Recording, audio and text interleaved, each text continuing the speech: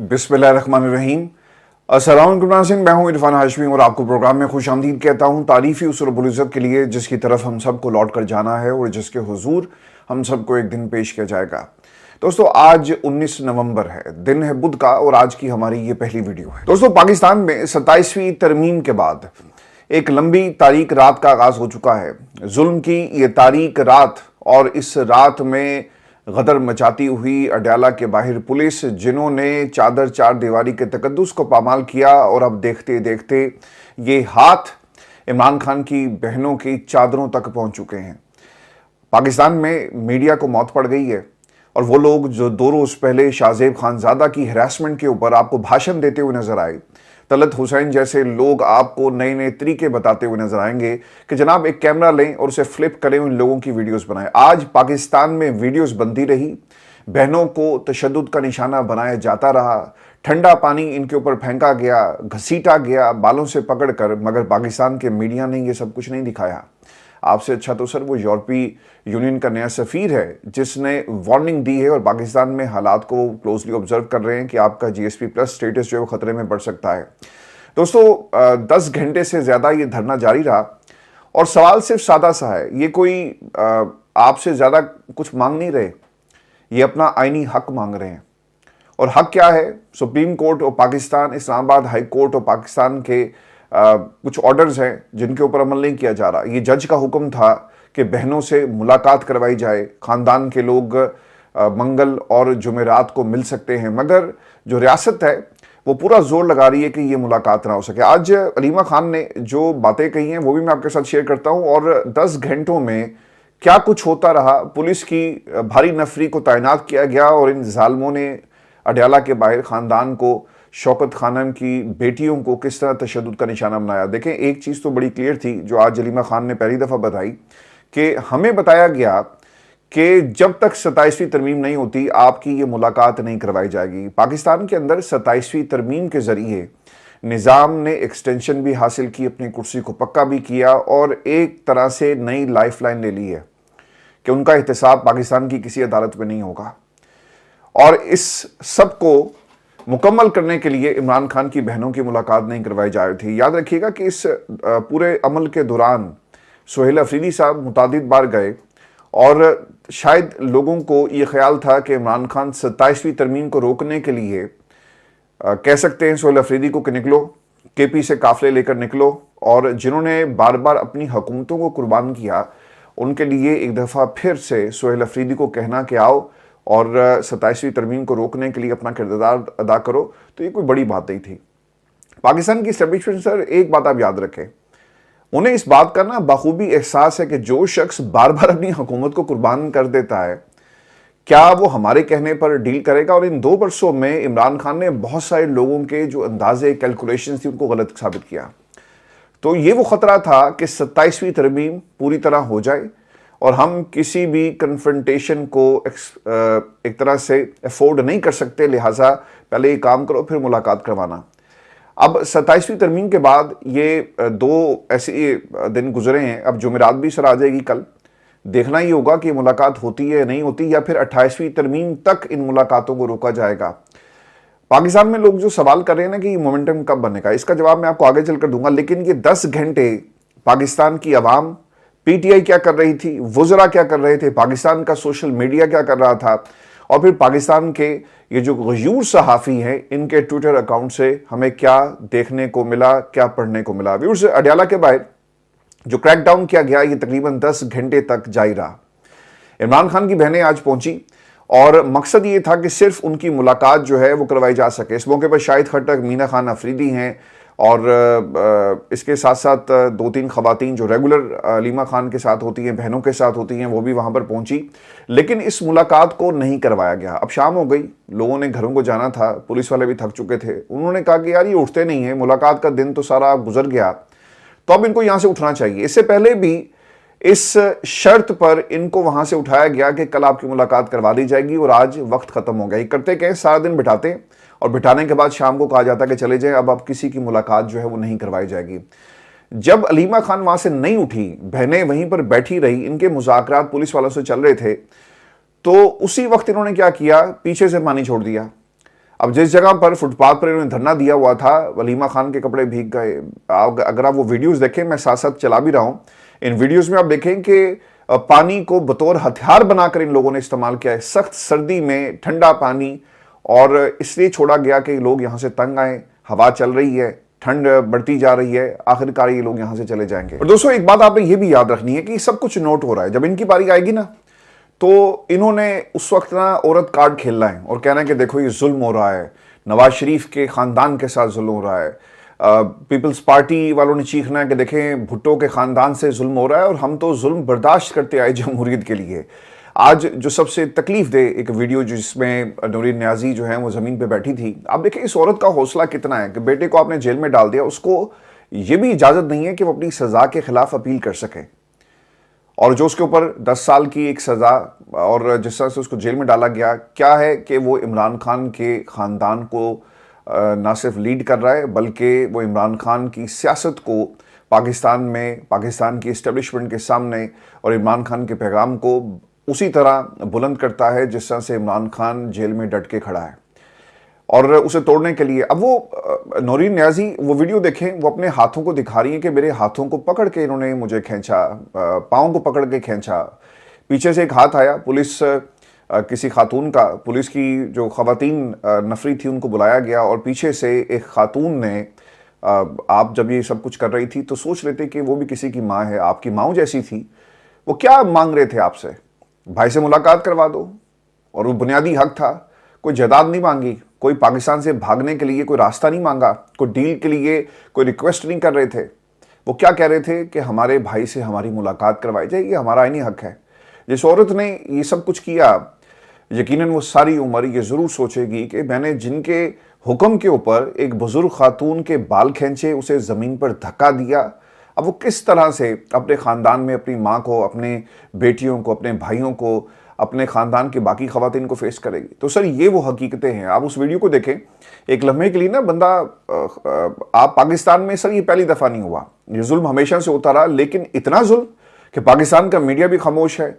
और ये तो मीडिया था ना, पाकिस्तान के टेलीविजन चैनल्स के ऊपर आपको खबर नहीं मिलेगी कि डाला के बाहर गदर मच रहा था, लूटा जा रहा था, लोगों की चादरों पर आप हाथ डालते हैं, बहनों बेटियों को इस तरह से उनकी आपने इज्जत को पामाल किया, उनको घसीटा, सब कुछ किया, लेकिन पाकिस्तान के मीडिया पे इस तरह की कोई खबर आपको सुनने को नहीं मिलेगी। आज जो डेवलपमेंट्स वहाँ पर हुई, एक तो तहरीक इंसाफ के जी जो लोग सारा दिन वहाँ पे मौजूद थे, शाम होते ही बहुत सारे लोग तो वापस चले गए, लेकिन इसके साथ साथ मीडिया के कुछ दोस्त भी पहुंचे, उनके साथ भी उनके कैमरे छीन लिए गए, उनके साथ भी इसी किस्म का जो है वो सलूक किया गया क्योंकि वो वीडियो बना रहे थे।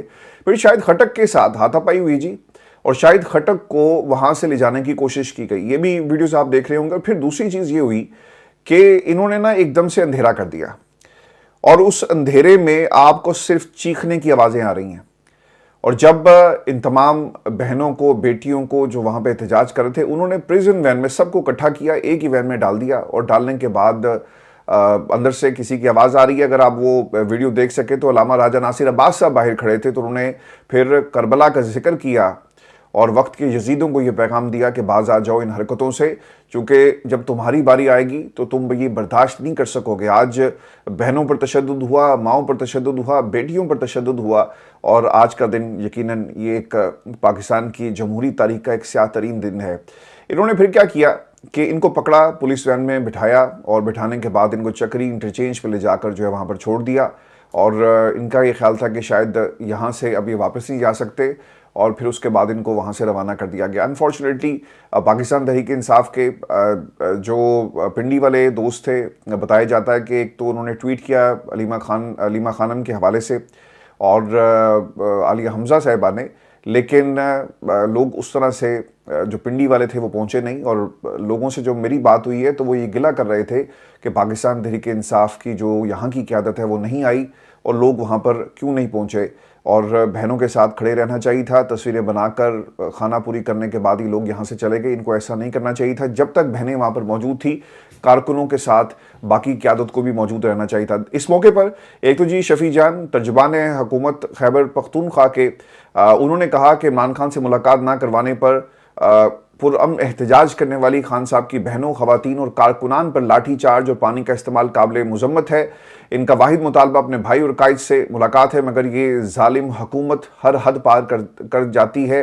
कौम को खौफजदा करने की कोशिश नाकाम होगी। हम ऐसे हथकंडों से दबने वाले नहीं है। दोस्तों, साथ साथ ये वीडियोस चल रही हैं और मैंने कोशिश ये की थी कि सारी वीडियोस आपको दिखाएं, क्योंकि पाकिस्तान में ये तमाम वीडियोस उस तरह से ट्विटर के ऊपर आपको मिलेंगी, टेलीविजन चैनल के ऊपर ये बाकायदा ऑर्डर्स हैं कि नहीं दिखानी। अब कुछ लोगों ने जो ड्राइंग रूम से बयान दिए, इसमें शेख वकास साहब हैं, इंफॉर्मेशन सेक्रेटरी हैं पाकिस्तान तहरीक इंसाफ के। इसके अलावा दीगर जो MNAs थे वो भी अपने ड्राइंग रूम्स में बैठकर ये पैगाम देते रहे। आज तो सर पाकिस्तान तहरीक इंसाफ की सारी क़यादत को बाहर निकलना चाहिए था कि तुमने इमरान खान के घर पर जो हमला किया, बहनों की चादरें छीनने की कोशिश की, उनके बालों को पकड़कर उन्हें ज़मीन पर घसीटा, लेकिन हमें ऐसा कुछ होता हुआ नजर नहीं आया। जब हम ये कहते हैं ना कि ये सारे रॉन्ग नंबर्स हैं और सब लोगों को अपनी नौकरी की, अपने इक़्तिदार को बचाने के लिए ये सब कुछ कर रहे हैं, तो उस वक्त कुछ दोस्तों को बहुत ज़्यादा तकलीफ होती है कि आप पूरी तहरीक इंसाफ की क़यादत को रगड़ देते हैं। देखें, जिस क़यादत को इमरान खान के घर का ख्याल नहीं होगा, उसने पाकिस्तान की आवाम का क्या ख्याल करना है? इससे बड़ी सर कोई दलील तो नहीं है ना। ये इमरान खान की बहनें थी ना, कोई हमसाया तो नहीं था इमरान खान का कि जिसके लिए कुछ लोग इकट्ठे हुए और उनके लिए पाकिस्तान तहरीक इंसाफ ने 2-3 ट्विटर्स के ऊपर अपनी प्रेजेंस शो की और घर को चले गए और हमेशा के लिए इस चैप्टर को क्लोज कर दिया। अलीमा खान, नौरीन खान, उज़मा खान, ये वो बहनें हैं जो अपने भाई के लिए कुर्बानी दे रही हैं। आज पाकिस्तान में जो लोग अपनी सियासत को बचा रहे हैं, अगर आपने अपनी सियासत को बचाना है तो आपको इन बहनों के साथ खड़ा होना पड़ेगा। आप लोगों से अच्छा तो वो यूरोपीय यूनियन का जो नया सफीर है वो अच्छा, उसने स्टेटमेंट जारी कर दिया और अपनी स्टेटमेंट के अंदर उसने कहा कि इमरान खान की रिहाई का फैसला अदालतों का इख्तियार है। इंसानी हकूक पर पेशरफ्त ना हुई तो GSP+ मराद खतरे में पड़ सकती है। मैं अपना तमाम दोस्तों को इससे पहले भी मुतादिद बार कह चुका हूँ कि बरतानिया, अमरीका और फिर इसके साथ साथ जो आपके इंटरनेशनल चैप्टर्स हैं, आपको वो रास्ते तलाश करने जहां पर पाकिस्तान की हुकूमत के ऊपर एक प्रेशर बिल्टअप हो सके। और वो रास्ते क्या है वो आपको ये सफ़ीर साहब ने बता दिए हैं कि इंसानी हकूक़ की खिलाफ वर्जी, आप एमनेस्टी इंटरनेशनल में जाएं, आप को ये मामला इंटरनेशनल प्लेटफॉर्म्स के ऊपर उठाना पड़ेगा। आपस में मत लड़ो यार। किसी हॉल में अगर तुम 1-2 हज़ार बंदे इकट्ठे करते हो और उसके बाद तुम कहो कि ये आज से हमारा प्लेटफॉर्म है, इस बहस में और इस लड़ाई में पढ़ने से बेहतर है कि पाकिस्तान और इमरान खान के बारे में सोचे। हम ये क्यों कहते हैं कि इमरान खान की रिहाई, इसमें पाकिस्तान तहरीक इंसाफ का जो एक एलिमेंट है वो इसलिए कि पाकिस्तान में ये जो जुल्म हो रहा है ना, सिर्फ एक जमात खड़ी है, एक शख्स खड़ा है और वो एक शख्स एक जमात है और वही जमात उसकी पाकिस्तान तहरीक इंसाफ है। आज इमरान खान का बाहर निकलना इसलिए ज़रूरी है कि पाकिस्तान को ज़रूरत है, इमरान खान को ज़रूरत नहीं है कि वो बाहर निकले। इमरान खान को ज़रूरत होती तो वो कब का बाहर निकल चुका होता, लेकिन आज पाकिस्तान को इमरान खान की ज़रूरत है। इसलिए एक रास्ता निकालना बहुत ज़रूरी है और एक कदम पीछे हटना पड़ेगा और एक कदम उनको भी पीछे हटना पड़ेगा अगर वो पाकिस्तान में हालात को, जमहूरियत को सही ट्रैक पे लाना चाहते हैं। देखिए, अभी कुछ दिनों में आज ये जो मुआहदे हो रहे हैं सऊदी अरब के, अमेरिका में उनके एजाज़ में शाइया दिया गया और जो रेड कारपेट इस्तकबाल हुआ और फिर अरबों खरबों की जो ये वहाँ पे इन्वेस्टमेंट करने जा रहे हैं। पैसा सर बोलता है, इन्वेस्टमेंट हो रही है, पैसे को, बिजनेस को बतौर हथियार बनाकर डोनाल्ड ट्रंप इस्तेमाल कर रहा है। सिर्फ तारीफों से काम नहीं चलेगा, आपने इस मईशत को चलाना है, आपने पाकिस्तान को आगे लेकर जाना है।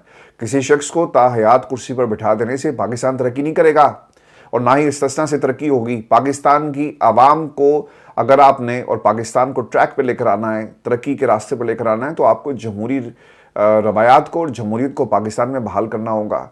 सिर्फ 2 जमातों को आपने अपने साथ शामिल किया और आप ये समझते हैं कि तरक्की हो रही है पाकिस्तान में। सर, इन्होंने तरक्की का शायद ये नाम रख लिया कि एक तरमीम करो, 26वीं तरमीम तो हम तरक्की करेंगे, 27वीं तरमीम करो तो शायद मजीद तरक्की हो जाए, और 28वीं तरमीम के जरिए ये शायद मजीद पाकिस्तान को तरक्की के रास्ते पर गामजन करेंगे। इसमें पाकिस्तान के लिए सर कुछ नहीं है, इनमें सिर्फ इन मखसूस लोगों के लिए ये एक रास्ता जो है बनाया जाता है। मैं आपको ये खबर दे दूं कि आज अतर मिल्ला साहब की जी मुलाकात हुई है और ये मुलाकात इसलिए भी इम्पोर्टेंट थी क्योंकि बाकायदा तस्वीरें जो हैं वो रिलीज़ की गई और इन तस्वीरों के अंदर अतर मिल्ला साहब जो हैं उनकी मुलाकात हुई है और इस मुलाकात में साजिद तरीन साहब जो हैं ये तहरीक तहफ़्फ़ुज़ यानी पाकिस्तान के रहनुमा हैं जिन्होंने ये मुलाकात की है। इस्लामाबाद में होने वाली साजिद तरीन और साबिक जज अतर मिल्ला की मुलाकात में मुख्तलिफ अमूर पर तबादला ख्याल किया गया। इस मौके पर साजिद तरीन एडवोकेट ने जस्टिस रिटायर अतर मिल्ला के मजबूत मौक़िफ़ और मजलूमों के लिए उनकी खिदमात को सराहा। 27वीं तरमीम के मामले पर जस्टिस मंसूर अली शाह, जस्टिस अतर मिल्ला ने सुप्रीम कोर्ट के जज की हैसियत से अपने ओहदे से इस्तीफ़ा दिया और अपने इस्तीफ़े सदर मुल्क को इरसाल किए और बाद में आसिफ अली जरदारी साहब ने इनके इस्तीफ़ों को कबूल कर लिया। अब देखना ही होगा कि वो तहरीक तहफ़्फ़ुज़ यानी पाकिस्तान का हिस्सा बनते हैं या नहीं बनते। कल फैसल चौधरी ने एक बड़ी अच्छी बात कही। वो उनसे बार बार ये सवाल किया जा रहा था कि ये वकला तहरीक होगी कि नहीं होगी। वो ये कहते हैं कि जनाब, जिनके लिए ये तहरीक थी या जिस मकसद के लिए और जिन जजों ने इस्तीफ़े दिए, अगर वो खुद से खड़े नहीं होंगे और बाहर नहीं निकलेंगे तो वकला नहीं निकलेंगे, उनको निकलना पड़ेगा। अगर उनको खुद ही एहसास नहीं है कि जनाब मुल्क के अंदर जुल्म हो रहा है, सिर्फ 2-3 बयानात देने, इस्तीफ़ा देने से बात नहीं सर बनेगी।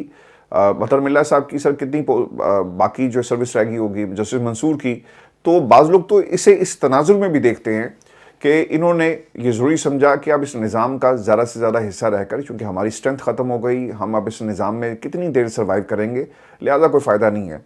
अगर इन लोगों ने निकलना होता तो ये बहुत पहले निकलते और शायद ये लोग नहीं निकलेंगे। तो अब अतर मिल्ला, जस्टिस मंसूर साहब जो हैं, उन्हें निकलना पड़ेगा, तभी ये वकला तहरीक चलेगी। दोस्तों, आज ना जस्टिस मंसूर की एक पुरानी वीडियो इस सोशल मीडिया के ऊपर सर्कुलेट कर रही है, जिसमें वो आवाम को एहतजाज की तरफ उकसाते हुए नजर आएंगे। वो उसकी एक रीजनिंग पेश करते हैं। वो रीजनिंग क्या है कि हम बतौर माशरा पस्ती की तरफ जा रहे हैं, हम अपने हकूक के लिए आवाज़ नहीं उठाते और हमने बर्दाश्त करना सीख लिया। कोई जुल्म करता है, हम कहते हैं यार कोई बात नहीं, जान छुड़ाओ, और हमारी कौन सी कोई इतनी पसली है कि हम इस जुल्म को बर्दाश्त कर सकें और हम नहीं सह सकते। जालिम के आगे हथियार फेंक दो। जब आप बतौर माशरा इस रास्ते पे चल पड़ते हैं ना, तो सर फिर जो कुछ अडयाला जेल के बाहर हुआ यही कुछ होता है। और जो कुछ इस वक्त इमरान खान के ख़ानदान के साथ हो रहा है और बाकी कौम इस वक्त तमाशा देख रही है, सर फिर हालात ऐसे ही होते हैं। फिर हमारे नसीब के अंदर मरीम नवाज उनका ख़ानदान होगा। आज तो मरीम आ गई ना, एक स्मूथ ट्रांजिशन हो रही है उसी रास्ते से जिस रास्ते से बाऊजी आए थे, उसी रास्ते से मरीम को जो है इक़्तिदार की राहदारियों से गुजारते हुए कुर्सी पर बिठाने की तैयारी की गई। और पाकिस्तान में पीपल्स पार्टी जिस रास्ते से हमेशा आई, आमिरों के रास्ते से आए और आमिरों के रास्ते और उंगली पकड़ के ही इक़्तिदार की कुर्सियों तक पहुँच रहे हैं। आज ये रास्ते और इन रास्तों पर चलने वाले क्यों मजबूत हैं और बड़े इत्तेमाद के साथ, चूंकि उनका रास्ता रोकने वाला कोई नहीं है। आप इंसान की तारीख उठाकर देखेंगे, जो बरतानिया आपको, जिसके बारे में कहा जाता है कि हर बंदे की ख्वाहिश है कि वो पाकिस्तान से या दुनिया के तीसरी दुनिया के ममालिक से यहाँ पर पहुँचने की कोशिश में होता है, ख्वाहिश का इजहार करता है, वो क्यों करते हैं? ये जो आपको डेमोक्रेसी यहाँ पे नज़र आती है, हकूक है, रियासत माँ के जैसी होगी। आप घर बैठ जाएं, आपकी तबीयत आपको इजाज़त नहीं देती, आपकी सेहत के मसाइल, तो रियासत आपको आकर माँ की तरह पालती है।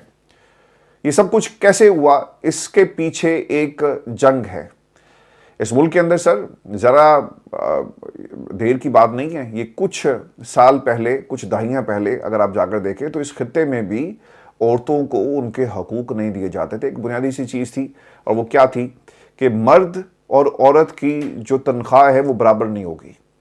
औरतों ने बरतानिया के अंदर जो है वो तहरीक शुरू की, और ये तहरीक इतनी लीथल थी कि एक ही घर में मियाँ बीवी एक दूसरे से बात करने के लिए रवादार नहीं थे।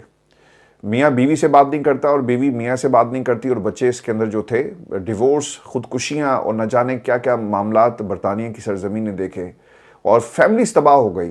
क्योंकि मौक़िफ़ एक असूली मौक़िफ़ था कि अगर एक औरत फैक्ट्री में दिन रात काम करती है तो उसका भी ये हक है कि उसे मर्दों के बराबर ही तनख्वाह दी जाए। तो फैक्ट्रियाँ सर यहाँ पे बंद हो गई, तहरीकें चली, और आखिरकार लोगों ने मार्च करते हुए पार्लियामेंट हाउस के बाहर जो है वो धरने दिए, और आखिरकार देख लें कि आज इस मुल्क के अंदर जो पैसे ख़वातीन सर लीड कर रही हैं, इस मुल्क के अंदर प्राइम मिनिस्टर तक लोगों को बनाया गया। और जमहूरियत सर इसे ही कहते हैं, क्योंकि आपको अपने हकूक़ के लिए खड़ा होना पड़ेगा।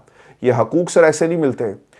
ताकतवर, चाहे वो आमिर की शक्ल में हो या जमहूरी, उसने लबादा ओढ़ा हो, जो भी इसकी शक्ल हो, आपको अपने हकूक़ के लिए आवाज़ जो है वो उठानी पड़ती है। और हकूक़ क्या है कि पाकिस्तान के अंदर जुल्म हो रहा है, उठ खड़े हो, ये वक्त है। और अगर आज ना खड़े हुए और पाकिस्तान के लिए ना खड़े हुए तो फिर ये तारीख सर आपको कोई माफ़ नहीं करेगी। एक जाएगा, दूसरा आएगा, तीसरे की तैयारी होगी। जुनैद सफदर सर तैयार है, और अगर आप ये समझते हैं कि वो सियासत में नहीं आएगा और उसको नहीं उतारा जाएगा तो ये आपकी खामख्याली है। और इनके बच्चे, इनके फिर अगली नस्ल जो है वो तैयार बैठी है कि उन्होंने पाकिस्तान के ऊपर हुकूमत कैसी करनी है।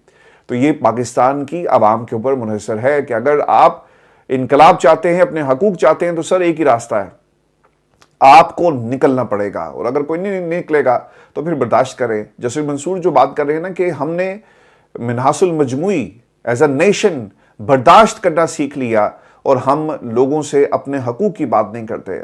आज भी पाकिस्तान में आपके साथ किसी भी महकमे में जब जुल्म होता है ना, आप मेरे बुजुर्ग, मेरे भाई पाकिस्तान में ये प्रोग्राम देख रहे होंगे, आपने ज़िंदगी में जो सरकारी मुलाजमतें की, यकीनन आपको आपके अफसरान ने टफ टाइम दिया होगा। और सब लोगों ने ये सीख लिया बर्दाश्त करना कि यार अगर हमने इसके आगे आवाज़ बुलंद की ना तो क्या होगा, ये हमारी ACR ख़राब कर देगा, ये हमारी प्रमोशन के अंदर रुकावटें डालेगा, ये हमें छुट्टी नहीं देगा, ये हमारे ऊपर जुल्म करेगा। यही होता है ना पाकिस्तान में। बरतानिया में कोई करके दिखाए। क्यों? लोगों ने अपने हकूक के लिए इस पूरी सोसाइटी को एक ख़ास मैार के ऊपर लाकर खड़ा कर दिया। यूनियन आपके साथ खड़ी होती है और आप छुट्टी पर जाए, बरतानिया में महकमे, सरकार के महकमे, वहाँ पे यूनियन आपकी रखवाली करते हैं।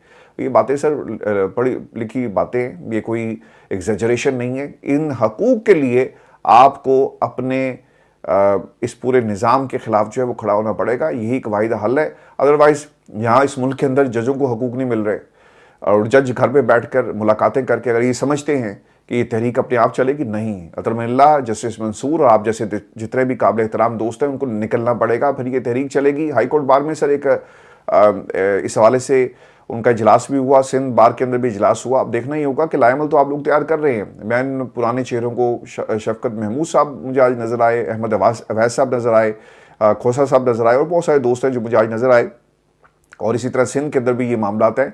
देखना ही होगा कि पाकिस्तान तहरीक इंसाफ, तहरीक तहफ़्फ़ुज़ाने पाकिस्तान, वकला, आपकी सिविल सोसाइटी, नौजवान तंजीमें, सारे किस तरह से निकलते हैं। आज अलीम खान ने तो कह दिया कि अब ये वकला मूवमेंट यहीं से शुरू होगी। तो मेरा ख्याल है कि आज जो कुछ पाकिस्तान में हुआ, ये मनाजिर हम इससे पहले भी देख चुके हैं। डार की फैमिली के साथ, रिहाना डार के साथ जो कुछ हुआ वो आपके सामने है। एक माँ को किस तरह गिरबान से पकड़कर घसीटा गया और किसी की कोई गैरत नहीं जागी। आज खान की बहनों के साथ ये हो रहा है, कल को किसी और की बहन के साथ होगा। तो ये सोचना पड़ेगा पाकिस्तान की आवाम को, या तो सर बर्दाश्त करें, लेकिन जब तक इमरान खान जेल में है और आप अगर इस काफिले के मुसाफिर हैं तो आपको फिर मैदान में आकर इस जंग को अपनी जंग बनाना होगा। आज मेरे लिए ना एक बहुत ही तकलीफ दे एक वीडियो दोस्तों मेरी नज़र से गुजरी, ये भी मैं आपके साथ शेयर करता हूँ। और ये इतनी तकलीफ दे थी कि हम पत्थर के ज़माने में वापस जा रहे हैं। हमारी बतौर कौम या इंसान क्या हैसियत रह गई और हम आखिरकार लोग कौन हैं। पंजाब में ताकत का खेल, लेकिन ये वीडियो क्या है? एक बंदे के हाथ बांधकर उसे गाड़ी के पीछे जानवरों की तरह घसीटती हुई ये मखलूक, इनको तो इंसान कहना ही मेरा ख्याल है कि इंसान की तौहीन है। ये आदमी नुमा भेड़िए वो क्या कर रहे थे कि उसे घसीटते हुए लेकर जा रहे हैं, और ये पाकिस्तान में सब कुछ हो रहा है। रियासत कहाँ है सर? है कहीं रियासत या मर गई? ये रियासत होगी माँ के जैसी, हमने ये सुना, लेकिन रियासत इस वक्त खामोश है। इस मुल्क के अंदर सिर्फ चंद लोगों के हकूक हैं, आम लोगों के थोड़ी हकूक हैं। आपके, मेरे, हमारे ख़ानदान के, हमारे बच्चों के, हमारी आने वाली नस्लों के थोड़ी हकूक हैं। ये देखें कि किस तरह उसके हाथ बांध कर कैमरे, फिर ये जालिम रिकॉर्ड भी करते हैं, किसी की बेबसी को रिकॉर्ड करते हो और उसे इबरत का निशान बनाने के लिए ये रिकॉर्ड किया जाता है, फिर ये फंस जाते हैं। अब ये पंजाब के अंदर, ये जहाँ की वीडियो, इसकी ज़रूर निशानदेही करें, और ये जो कुछ पंजाब के अंदर हो रहा है। फिर एक और वीडियो, वडेरे का जंगल राज। अब ये वडेरे ने क्या किया? अब ये बताया जाता है जी कि अंदरूनी सिंध की कोई वीडियो है और 2 नौजवान बच्चे उनके हाथ बांधकर एक गार्डर के साथ उनको लटका दिया गया। तो दोस्तों इस हवाले से आपने कमेंट जो है वो ज़रूर भेज दें और बताइएगा कि इस वीडियो के बारे में अगर आप जानते हैं ये कहाँ की वीडियो है, और इस पर कमेंट करें और अपने हकूक़ के लिए लड़ना सीखें। अगर आप अपने हकूक़ के लिए लड़ेंगे तो सर सरकार तो आपको आपके हकूक़ देने के मूड पे नहीं है। मोहम्मद बिन सलमान का जी 7 साल के बाद अमेरिका का दौरा, और बहुत ही अहमियत का हामिल ये दौरा है क्योंकि ये $1 खरब सरमाकारी बढ़ाने का ऐलान करने के लिए पहुंच चुके हैं। और ट्रंप ने गुफ्तगू का आगाज़ जो है वो वली अहद को इंतहाई काबिल एहतराम शख्स करार दिया और कहा कि मोहम्मद बिन सलमान उनके बहुत दरीना दोस्त हैं। सर पैसे की बात है ना, आज पैसा उसके पास ना हो तो कभी भी अमेरिका जो है वो उसको ये मान सम्मान जो बना देता। सदर ट्रंप ने इस हवाले से ये भी कहा कि अमेरिका ने ईरान को जोहरी प्रोग्राम जो था उसको ख़त्म किया, सलाहियत को ख़त्म किया, और ये एक बहुत बड़ा काम हम कर चुके हैं। सऊदी अरब बहुत अजीम शराकतदार है, दिफाई माहदे पर पहुँच चुके हैं। सऊदी अरब F-35 लड़ाका तैयारी ख़रीदेगा। इसराइल और सऊदी अरब को F-35 तैयारों की लाइन में आगे होना चाहिए, और इब्राहीम माहदे पर बहुत अच्छी बातचीत हुई है। देखें, अब ये जो इसराइल और सऊदी अरब को, अब इसराइल और सऊदी अरब को ना साथ साथ चलाया जा रहा है। आज आपको लग पता गया ना कि ये मुल्कों की जंग नहीं है। मुझे आज भी याद है कि 5 बरस पहले मैंने ये एक जुमला कहा था। अगर आप मुझे इतनी देर से बर्दाश्त कर रहे हैं तो आपको यकीनन याद होगा कि ये नेशनलिज्म सर अब बहुत पीछे रह जाएगा।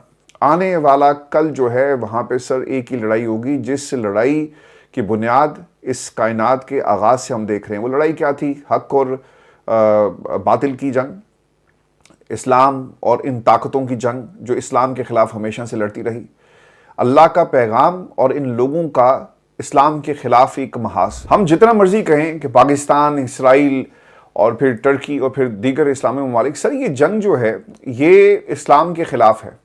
और आज आप देखें कि ये जो नेशनलिज्म था वो पीछे रह गया, और वो नेशनलिज्म सऊदी अरब इसराइल के साथ बैठ गया और कहते हैं कि जनाब ठीक है, हम इब्राहिमी माहदे के अंदर हिस्सेदार बनेंगे। और देखें कि दुनिया अब किस तरह से बदल रही है, और एक अब आम सी बात हो गई।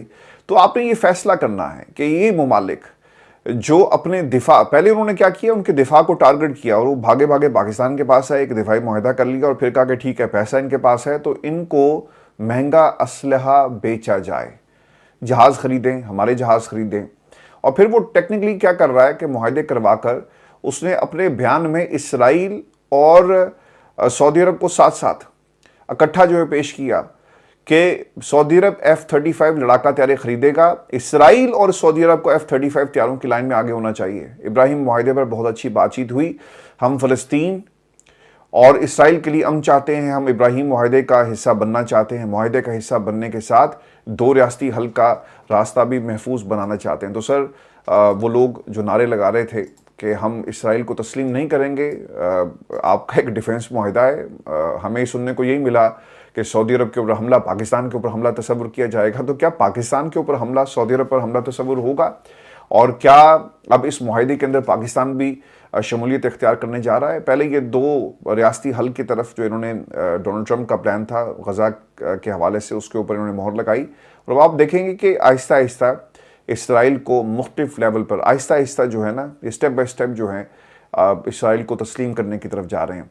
तो ये पाकिस्तान के अंदर इंटरनेशनल हम कहाँ स्टैंड करते हैं, नंबर 1। दूसरी चीज़ मैं आपको इस मुआहदे के हवाले से कुछ मज़ीद चीज़ें भी आपके साथ मैं शेयर कर दूं कि ये मुआहदा असल में है क्या, और फिर इसके साथ साथ अमेरिका सऊदी अरब से क्या एक्सपेक्ट करता है। अमेरिकी सदर डोनाल्ड ट्रंप ने सऊदी अरब के लिए बड़े दिफाई पैकेज की मंजूरी दे दी है जी, और तफसीलात के मुताबिक सऊदी अरब के साथ तवानाई, मसनूई जहानत और दीगर अहम शोबों में मफाहमत की यादाश्तों में दस्तखत किए गए। व्हाइट हाउस की जानिब से जारी इलामिया के मुताबिक व्हाइट हाउस ने यह बताया कि सऊदी अरब के लिए बड़े दिफाई पैकेज की मंजूरी हो चुकी है।